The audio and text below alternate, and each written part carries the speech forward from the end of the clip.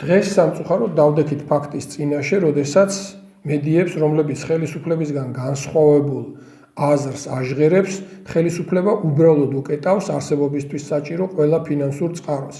არადა ნებისმიერ ქვეყანაში საზოგადოებრივი, პოლიტიკური თუ ეკონომიკური პროცესების სწორად ნორმალურად განვითარებისთვის აუცილებელია ფაქტების გაშუქების, საზოგადოებრივი აზრის შექმნის პროცესი იყოს, პროცედურები იყოს დემოკრატიული.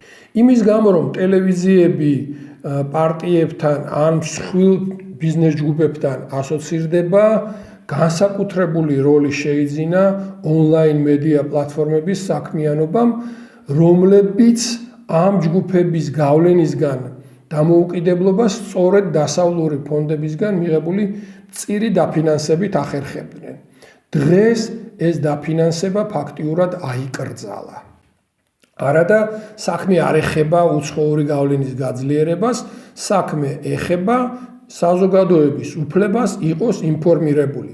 რო არა ეს მედია საშუალებები, ალბათ საზოგადოების ყურადღების მიღმა დარჩებოდა მრავალი ფაქტი, მრავალი პროცესი, რომელიც საქართველოში ხდება.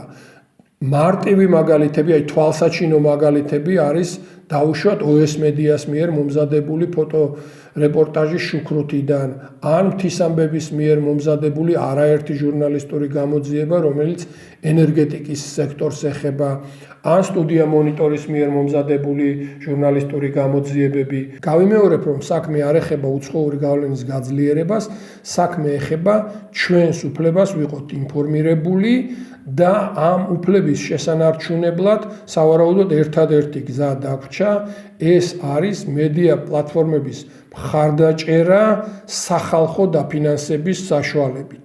დღეს ბრძოლის ერთ-ერთი ხაზი სწორედ ამ მედია საშუალებების შენარჩუნებაზე გადის.